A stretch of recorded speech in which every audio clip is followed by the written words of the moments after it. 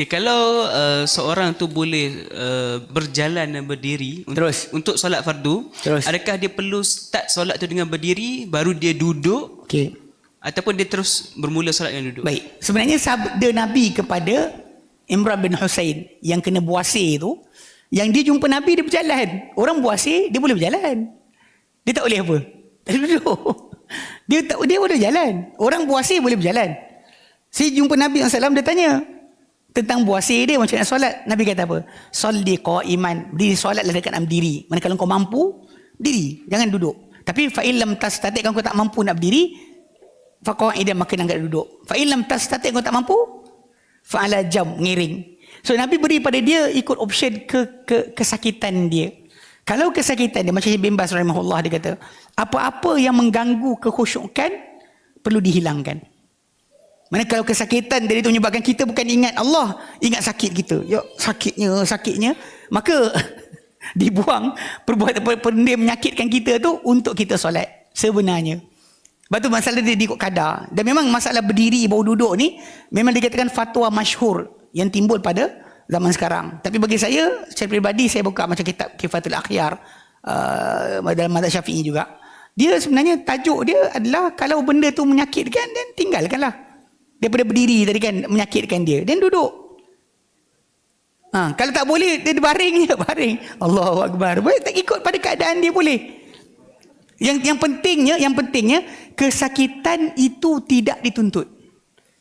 Dan masa ada orang timbulkan tajuk kes dia macam ni, kes orang yang main golf, pukul bola pepak kan.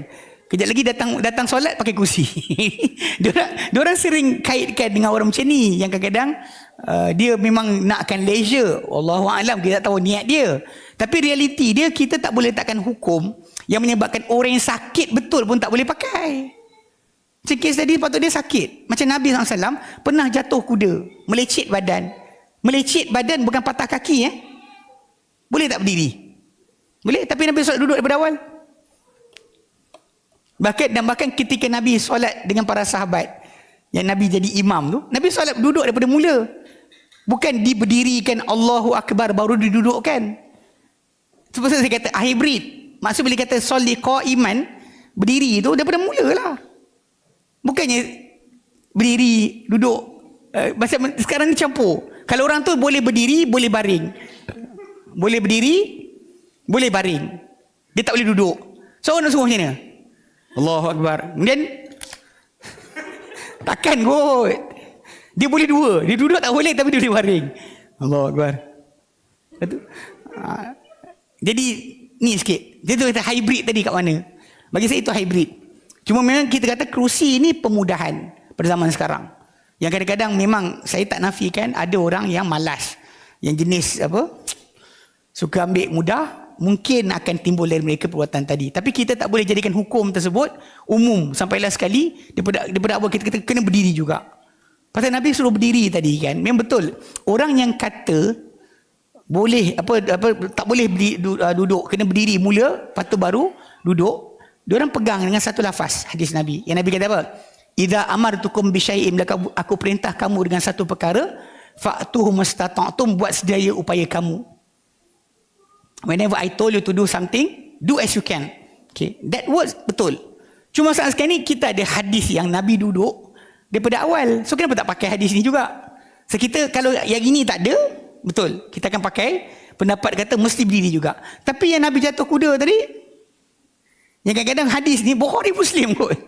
Cuma saya pelik kenapa tak dibincangkan.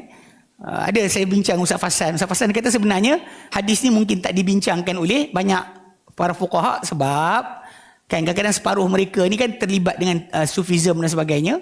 Dalam cerita sufi ni, wali-wali ni baling batu tak kena. Nampak rimau bagi makan pisang, pisang makan. Rimau makan pisang. Kan. Tiba-tiba Nabi jatuh kuda. So diorang nak tally kan Nabi punya kecederaan tu dengan diorang punya wali tu kan. Macam tak tally tau. Diorang cerita wali diorang naik rimau, naik kuda terbang sebagainya, Nabi jatuh kuda. So dia macam tak tally kan. Jadi cerita ni ketepikan sikit. Jadi kita cerita ini je supaya kita tak cerita yang ni. Kalau cerita yang ni kita akan bincang lah. Nabi jatuh kuda, melecet badan. So basic benda tersebut kita kata kita kena ambil. Bila hadis Nabi ada perbuatan duduk dari awal dan kita boleh nafikan perbuatan berkenaan. Habis-habis kita terkhilaf lah. Jangan kata batal solat lah. Kalau kita nak pegang dengan suruh takbir baru duduk. Dan awak pegang tadi, tapi awak tak boleh kata pada orang yang duduk dari awal bahawa dia telah batal solat atau tak sah solatnya. Sebab perbuatan tadi telah warid daripada Nabi SAW. Banyak lagi? Okey. Sikit lah boleh. Tak layan kan mengajuk pula. Okey, satu soalan.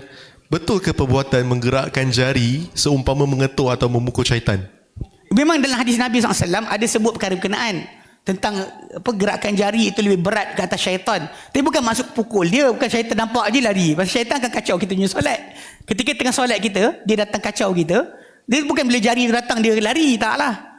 Cuma benda tu efek ataupun bentuk gerakan tadi lebih berat ke atas syaitan berbanding benda yang lain. Bagi dia pasal syahadah tadi dilafazkan dan digerakkan, benda tersebut itu maksud dia, bukan maksud dia syaitan akan lari daripada orang tu bila dia buat macam ni. Kan? Macam tu. Okey, terus. Okey, pengalaman saya pernah solat bila nak naik rakaat ketiga dari tasyahud, kain pelikat terkoyak. So batal solat saya. Okey. So soalan, kalau anda kata kain pelikat awak terkoyak, katakanlah awak boleh ikat lagi kain pelikat tadi dan jadikan dia tertutup, maka awak boleh terus solat. Contoh tengah koyak kan, dia prak-prak, katakanlah kain koyak, bangun prak.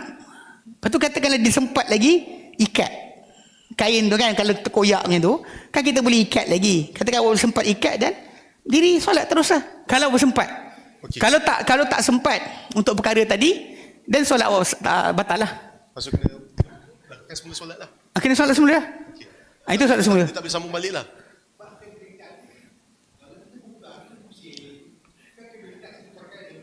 Ya, tahu. Kalau boleh, kalau anda kata dia boleh gulung kali pelikat dia balik, jadikan kawasan yang terbuka tadi berada dalam lipatan, tak ada masalah.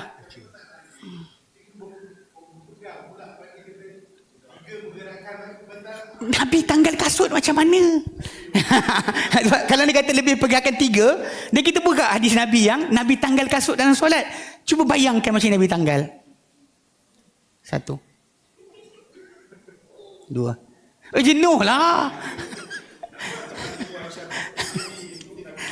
Pasal benda tu sini. Balik pada asal. Betul, abang kata betul. Kalau dia katakan pelikat tadi kan dia koyak kat mana, dia boleh je pusingkan pelikat tadi dan diikat. Ataupun dia ikat. Jadikan ikatan, memang solat sah. Tapi kalau dia tak mampu untuk tutup, macam saya kena baru ni, seluar ni dah reput. Seluar saya pakai reput. Pergi dekat kuartus guru Kampung Jawa, solat sunat sebelum zuhur. Bangun daripada rakaat pertama, rakaat kedua, bangun je, kerap. Koyak sini, besar. Kalau bawah ni, saya terus solat. Kalau bawah daripada lutut saya pergi solat, saya teruskan solat. Atau tutup saya solat. Masalah kat atas ni, ni tak boleh tutup lah. Saya berhenti solat. Lepas tu, tanya-tanya kain pelikat tak ada, saya pun ambil seluar apa, baju hujan saya, sarungkan, solat. Dia orang berkata, Ustaz buat apa pakai baju hujan nak solat? Saya berkata ni, koyak dia. Terbuka besar. So tak boleh buat apalah. Jadi memang solat kita batal lah. Kalau sempat kita baiki, boleh.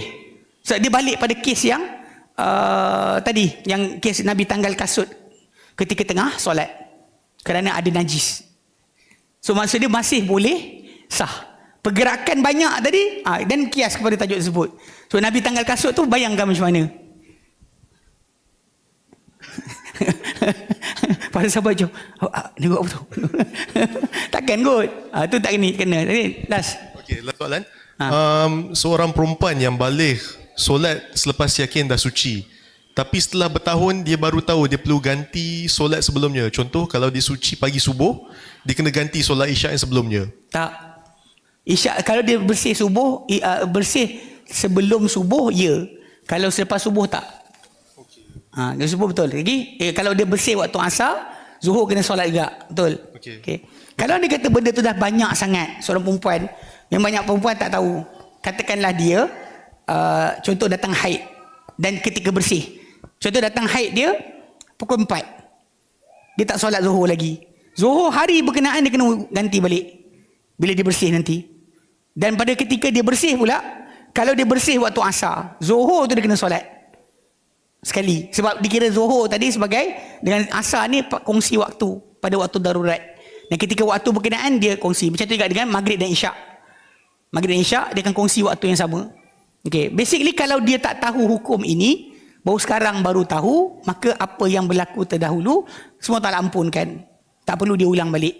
Seriously dia tak ingat pun berapa jumlah, banyak mana. Maka jalan je, minta ampun Allah Ta'ala, banyakkan solat-solat sunat. InsyaAllah dia akan menampung segala apa kekurangan yang kita ada. Okay? Last.